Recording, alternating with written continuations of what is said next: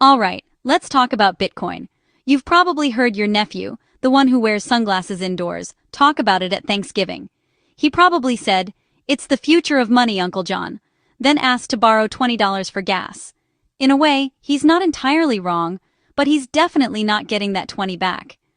Bitcoin is a type of digital money, or cryptocurrency.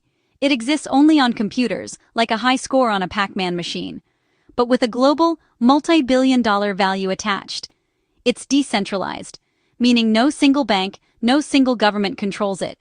It's like a worldwide neighborhood watch for money, where everyone keeps a copy of the same ledger, making it incredibly difficult to cheat the system. Why does this matter? People have poured staggering amounts of real-world money into it. Not for your latte, transaction fees and time make that expensive and slow. Think digital gold instead. It runs on blockchain, essentially a public diary that can't be edited. Every transaction is a new entry, witnessed and verified by thousands of computers worldwide. It's a marvel of cryptography, and a great way to explain your high power bill. Its allure, freedom from the traditional financial system. No more dealing with big banks, their inscrutable fees, or government-induced inflation, or so the story goes. A financial Wild West, a digital frontier for pioneers, speculators, and a surprising number of criminals. That unregulated nature is both its greatest strength and biggest weakness. It enables innovation, financial sovereignty, but also a playground for shadowy activity. Schrödinger's cat of finance, a tool for liberation, and a way to buy illegal things online. A new-age digital asset born to escape the establishment. Like a teenager storming out yelling, "You don't control me."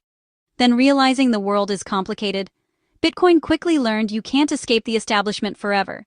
Eventually, the very governments it aimed to circumvent would show up.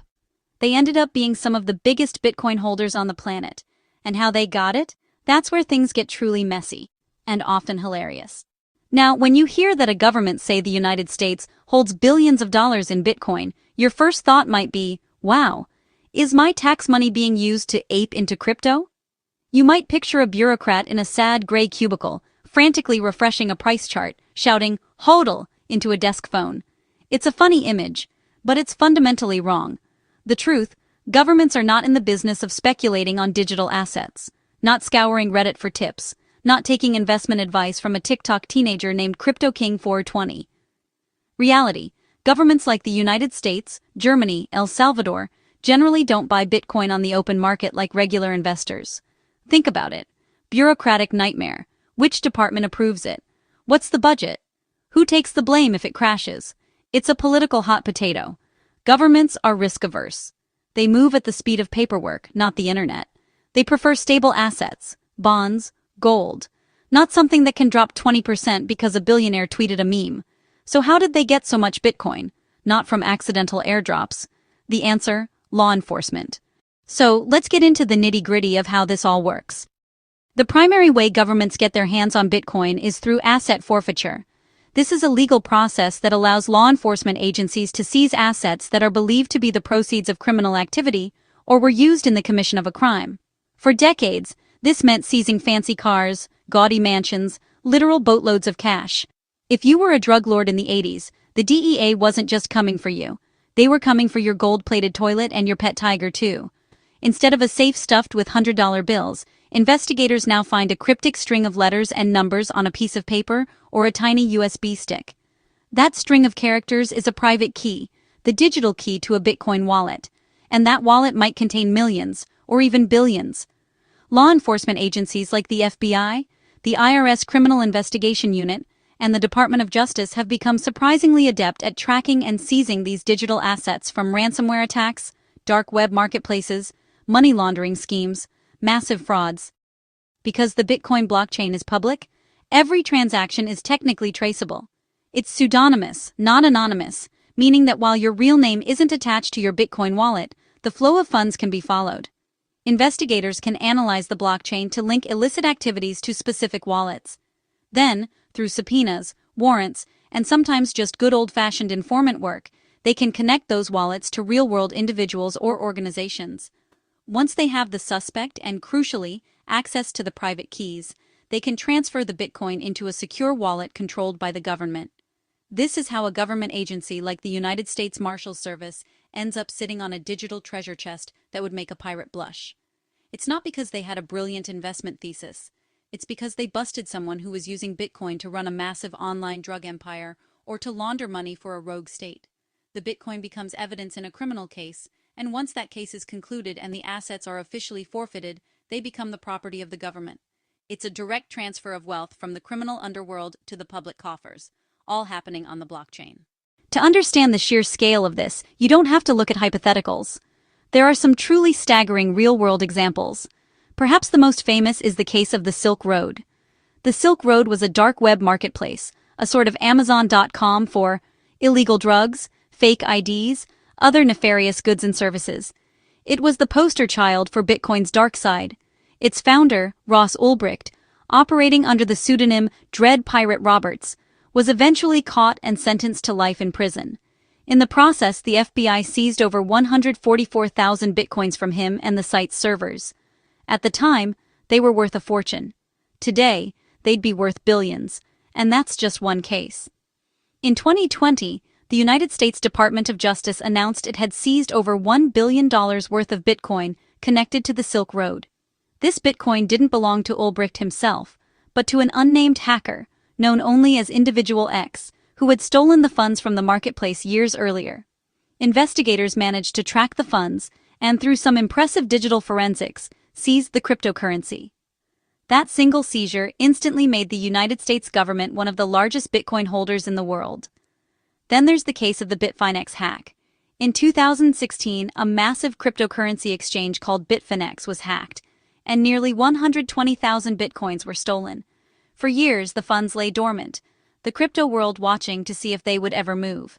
Then, in 2022, the Department of Justice made a stunning announcement. They had arrested a quirky New York couple, a tech entrepreneur, and a self-proclaimed raunchy rapper who went by Razzlecon, for allegedly trying to launder the stolen funds. The government seized over 94,000 bitcoins, valued at an incredible $3.6 billion at the time of the seizure. It remains one of the largest financial seizures in history, digital or otherwise. The story was so bizarre it felt like a screenplay written by a malfunctioning AI. So, the government has seized a mountain of Bitcoin. What happens next? Well, they can't exactly spend it at the government cafeteria. The process of dealing with seized cryptocurrency is, honestly, pretty methodical, and, like most things government-related, involves a lot of procedure. Once the legal cases are settled and the Bitcoin is officially forfeited, agencies like the U.S. Marshals Service are typically tasked with managing and liquidating it. You can kind of think of them as the government's official pawnshop for criminal assets. They've been auctioning off everything from mobsters' jewelry, drug lords' yachts. Bitcoin is just the newest, weirdest item in their inventory. The most common method of liquidation is through public auctions. But these aren't your typical dusty auction halls with a fast-talking auctioneer. Nope. These are often conducted online, where blocks of Bitcoin are sold off to the highest bidder. The U.S. Marshals held several famous auctions for the Bitcoin seized from the Silk Road. These events were actually major news in the crypto world. Bidders often included venture capitalists, major crypto investment firms. They would compete to buy large chunks of Bitcoin, sometimes at a slight discount to the market price. It was a chance to acquire a huge amount of Bitcoin without moving the market too much, and with the added bonus of a fascinating backstory. For example, the venture capitalist Tim Draper famously bought nearly 30,000 Bitcoins at a 2014 Marshals auction. He has held on to them ever since. His purchase is now the stuff of crypto legend, a multi-billion-dollar bet that paid off handsomely. These auctions serve a clear purpose: to convert the seized digital asset into good old-fashioned US dollars. That money then goes back into government coffers. It can be used to fund law enforcement operations, compensate victims of the crime, or just be absorbed into general government funds. However, auctions aren't the only way. As the crypto market has matured, government agencies have started using more sophisticated methods. They now sometimes sell the seized Bitcoin gradually on cryptocurrency exchanges, just like a regular seller would. This approach can help them get a better average price and avoid causing a sudden price crash that a large auction might trigger. The Department of Justice has contracts with exchanges to help them liquidate these assets in a more orderly fashion. It's a sign that governments are becoming more familiar and comfortable with handling these digital assets, moving from one-off events to a more institutionalized process. It's the government learning to speak crypto, one sale at a time. Now, if the goal is to turn seized Bitcoin into cash, why don't governments just sell it immediately? Why would they ever choose to hold on to such a volatile asset, even for a short time? It seems counterintuitive for a risk-averse institution to sit on a digital currency that could plummet in value overnight. Well, there are a few very practical and sometimes strategic reasons for the delay. The first and most important one is simply due process. Seized assets can't be sold until the legal case is completely finished. This can take years of trials, appeals, legal wrangling. During that entire time, the Bitcoin sits in a government-controlled digital wallet. Its value fluctuates with the wild swings of the market. This forced holding period has led to some unintentionally brilliant investment returns for governments. For instance, Silk Road Bitcoin in 2013, about $130 per coin. By the time the government started auctioning it off, the price had risen significantly. Assets held even longer saw astronomical returns. This wasn't deliberate.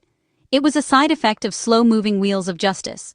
The government was forced to hoe DL by legal procedures. In a bull market, that accidental patience can turn millions into billions. It's boring, bureaucratic, and surprisingly effective. Beyond legal delays, there are logistical and strategic considerations.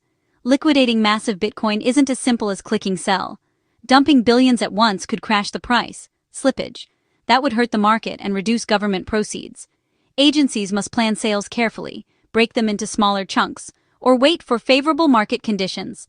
They have to think like a whale, a cautious, suit-wearing, form-filling whale. Finally, most governments focus on liquidation, but a small school considers holding Bitcoin as a strategic asset.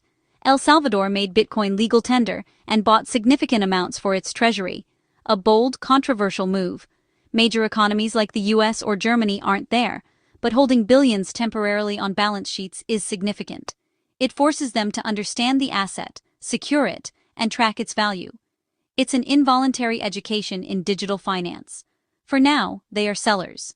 But in a future where digital assets integrate into global finance, who knows? Their accidental holdings today could inform strategic decisions tomorrow. So, governments are sitting on a dragon's hoard of Bitcoin, occasionally selling it off in giant chunks. What does this mean for you, the regular person who might own a small fraction of a Bitcoin or is just curious about the space? Well, for one, it has a significant impact on market sentiment and price. When the market knows a government will sell a large amount of seized Bitcoin, traders panic, fearing the market will be flooded and prices will drop. This is often called government FUD, fear, uncertainty, doubt. Even the announcement of an auction can make prices dip as people rush to sell. On the other hand, governments often sell in predictable ways, orderly pre-announced batches or gradual sales on exchanges, which avoids a catastrophic dump by a rogue whale. The U.S. Marshals Service has become one of the most predictable big sellers. Every time the government seizes, secures, and sells Bitcoin, it quietly legitimizes the asset class. Bitcoin can be accounted for, tracked, and integrated into legal and financial systems. It's a backhanded compliment, but a powerful one nonetheless. For the average user, this is a double-edged sword. It pierces the myth of Bitcoin's untraceable anonymity. The massive seizures from Silk Road, Bitfinex, show that criminals can be caught. That's mostly a good thing. It cleans up the ecosystem and makes it safer for legitimate users. It helps dispel the idea that Bitcoin is only for criminals and pushes adoption. The rules of the real world still apply in the digital one. But it raises privacy and overreach concerns. Tools used to catch billion-dollar launderers could be used to monitor ordinary citizens. There's a tension, private, decentralized finance versus a world ruled by centralized authorities. For now, law enforcement targets the biggest fish, but for the average person, it's a reminder. Bitcoin gives more sovereignty than a bank account, but it doesn't make you invisible. Uncle Sam is watching, and he's getting very good at it. When you take a step back, the whole situation is deeply ironic. Bitcoin was created with a cypherpunk, libertarian ethos. It was meant to be an alternative to government-controlled fiat currency, a way to transact freely without oversight from the very institutions that now find themselves among its biggest holders. The United States government, issuer of the world's dominant reserve currency, is now a major Bitcoin whale. This wasn't by design or by choice, but by a strange twist of fate. The government has become an accidental custodian of the revolution, a reluctant participant in the very system designed to exclude it. This accidental role has forced governments to develop an expertise they never asked for. They've had to create protocols for securing private keys, which is no small feat. A government wallet holding billions of dollars is arguably one of the most tempting targets for hackers on the planet.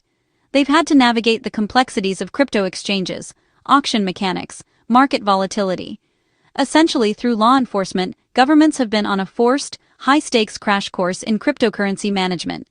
This has built a level of institutional knowledge that simply wouldn't exist otherwise. On one hand, governments have a vested interest in the Bitcoin market remaining stable and liquid enough for them to sell their holdings. A complete market collapse would mean the billions of dollars in their digital wallets would evaporate. They are, in a sense, stakeholders in Bitcoin's continued success. They need a functioning market to cash out the proceeds of their police work. It's like a teetotaler inheriting a giant winery. They might not like the product, but they certainly want to be able to sell the wine. Ultimately, this story reveals that Bitcoin and governments are locked in a strange, symbiotic relationship. Criminals use Bitcoin to try and evade the government. The government then seizes that Bitcoin, and in doing so, becomes a major player in the Bitcoin market. The actions of the government, in turn, influence the price and legitimacy of Bitcoin. It's a cyclical process where the supposed antithesis of the state has become deeply entangled with it. The government's role as a major holder isn't an endorsement, but it is a form of recognition. It acknowledges Bitcoin as an asset of significant value, one worth chasing, seizing, and managing. Thanks for watching. Please like and subscribe. It will help us grow and reach more people.